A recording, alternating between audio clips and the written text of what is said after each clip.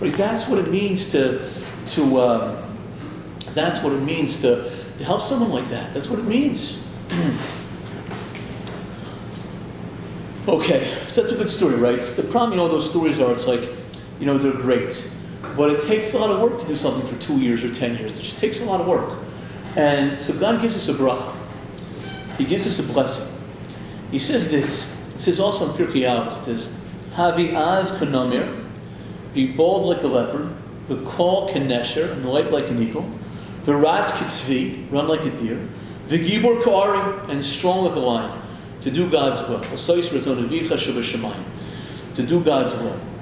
So, when the Jews left Egypt, it says the Seder night, they got their staff and this. It says they went from a place called Ramses to Sukkot in like 1 minute, right? And that's 100 miles away. And it says what happened was they took their first step out of their houses. They ended up in Ramses on them. That's like, the Star Trek. They go to Sukkot. And then the next step they go, it's like all the Jews in New York City take one step out of their apartments and they go to Central Park. And then take the next step and they're in Atlantic City. It was that fast. It was that fast. God says, they got there in a second. Why? Because I will carry them on kanfei nesharim, on the wings of eagles. That's where the phrase, the wings of eagles, comes from. God took them and carried them. So, Hashem tells us, you don't have to do it all. You just have to take the first step. The key is the first step. It's not completing it. We all think, how are we going to do that? We don't have to get 20 years down the road, or 1 year, or we have to tell a story to a guy in a nursing home about the picture on the wall for 2 years. We got to do it one morning. Just one morning. That's it. Our only responsibility is once. God does the rest. We see this so many times in Jewish history, right? Light the candle for Hanukkah, it lasted 8 days. Esther walks into Achashverosh, right? That she saves the Jewish people. Nachshon jumps into the sea. The Pesach. And the sea splits. Was he crazy jumping in the sea? You have to be a little bit crazy. You have to be a little bit crazy to achieve these things. You really do. You got to be a little bit crazy. I was just thinking, in business, I have a client that just came in, not a Jewish client, but it's somebody I've been working on as a client for, I think, 7 years. 7 years, right? So 7 years. And guy still, he liked me. We were friends. I did work for him. Never became a client.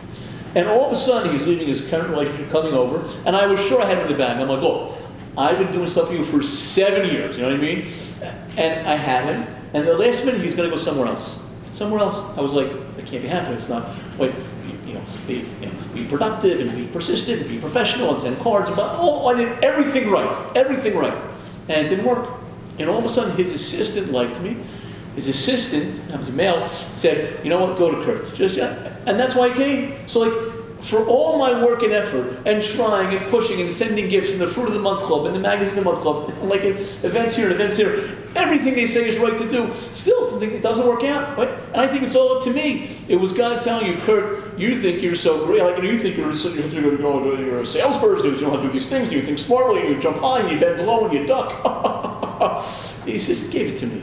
I had lost it. Your job is to put the effort in. God really runs the results.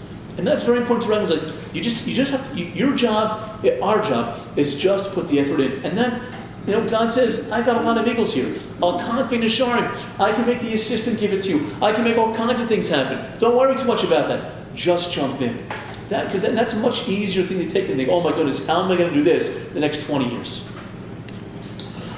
And the other says, how do you know you're jumping? How do you know you're jumping? You know you're jumping when it hurts. So I try to do push-ups. I try to do 100 push-ups a day, right? I was with an attorney I know well. This guy's, he's 65 years old. He still bench presses 360 pounds, okay? He told me something today. I said, Gary, he can still do 31 arm push-ups, either arm, right? 31 arm push-ups, either arm.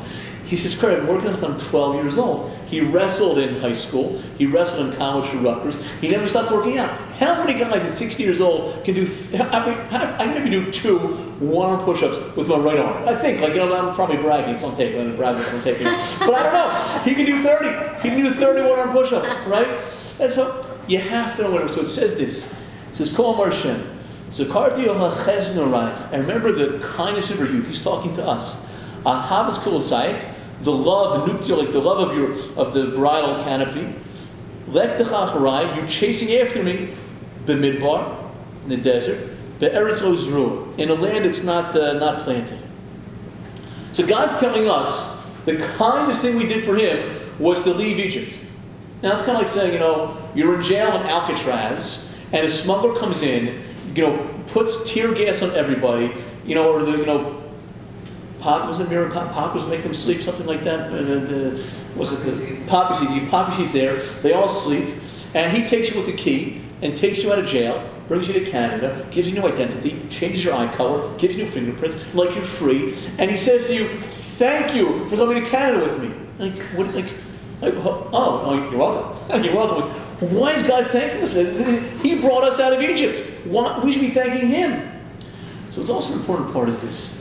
By the last plague, by the last mock in Egypt, we were essentially free. Right? The first plague we sold water for $1 gazillion. We got very, very rich. We moved to the suburbs. We put our kids in private school. We had tennis lessons. They went to very expensive summer camps. Right? They were in 3 languages. They played the flute. They played the trumpet.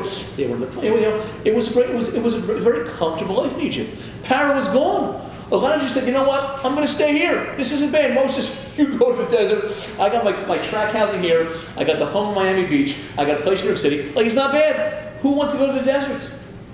So what gets people in life is they just stay comfortable, right? They just stay comfortable. And you should be doing more, but you don't do it. So I have a friend, his name is John. He worked at a real estate firm. And in the real estate firm, there was a guy there who was 60 years old, who went to the finest schools when he was younger. I think it was like Harvard and Yale or Wharton, whatever, Princeton, the finest schools.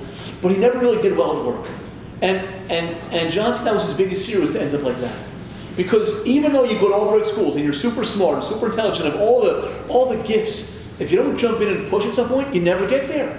So this guy was 60 years old with not much money, not all the money saved up and all that kind of stuff, but never having achieved the career he wanted to achieve. And my friend said that's why he left that company, because he didn't want to be in that situation, 20, 30 years down the road where it's kind of like it passed him by.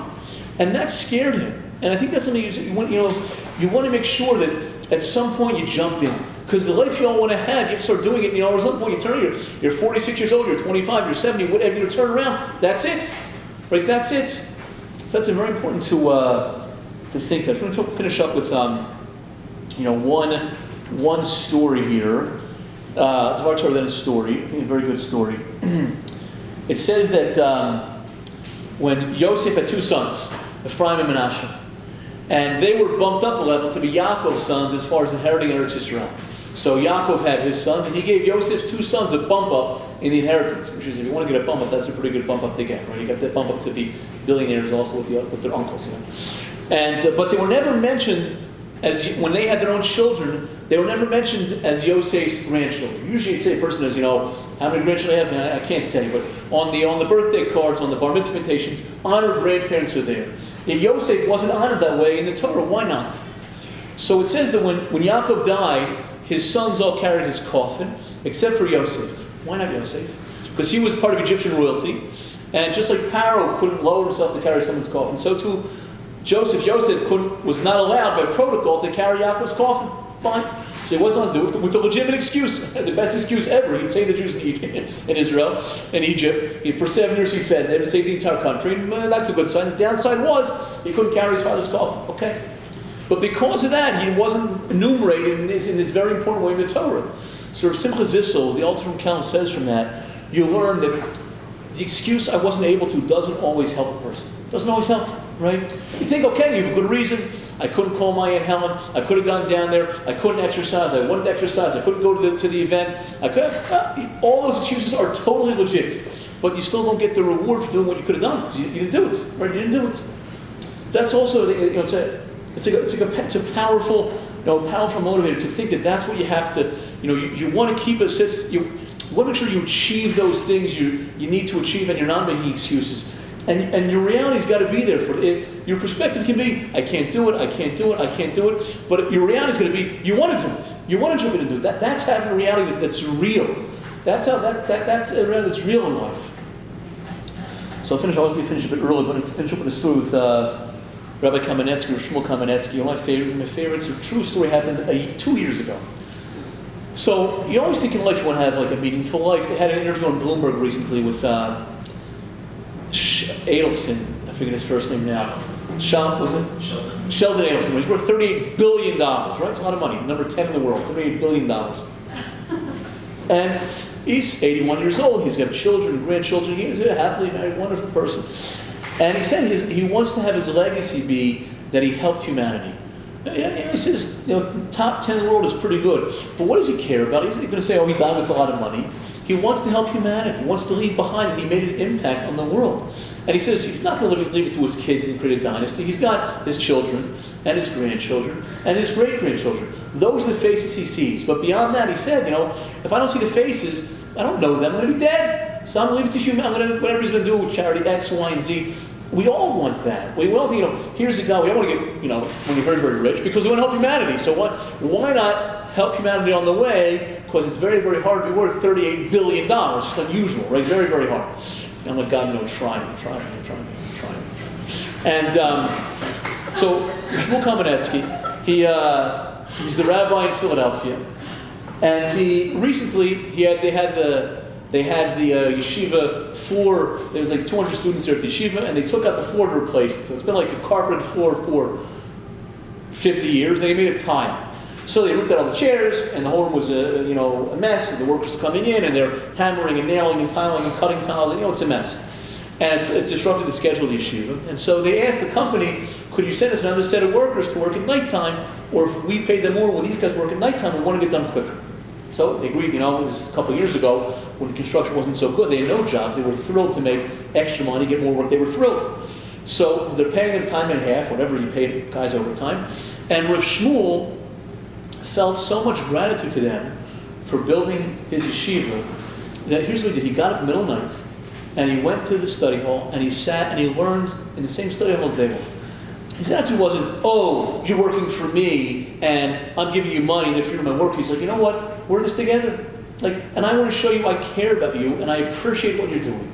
So he got up in the room and spent 6 hours a night studying with them. I mean, they were working, but he was studying, showing them that the holy man, the holy leader, really cares about them. They're people also. They're not workers. How many world-class, deans of a major institution that fly around the world, when rings up, look, still care so much about their fellow man. For him, his reality, his perspective was not that I'm great and they're not great. They're doing their work, I'm doing my work, and I'm going to be here with them to make. And how the story get out? They were so impressed with him that they couldn't believe this holy rabbi came. First they stopped working. He said, no, keep on working. They told their boss, and they told their friend. They couldn't believe that he felt such a so part of them. He was an equal to them. He wants to say he was an equal to them, and that's what it means to have your perspective. He didn't think he was higher than them. That's the reality. We're all equal. $38 billion. Everybody's equal. We can all do those things we want.